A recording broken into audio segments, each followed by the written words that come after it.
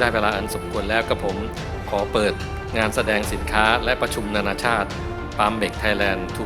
2025 อย่างเป็นทางการ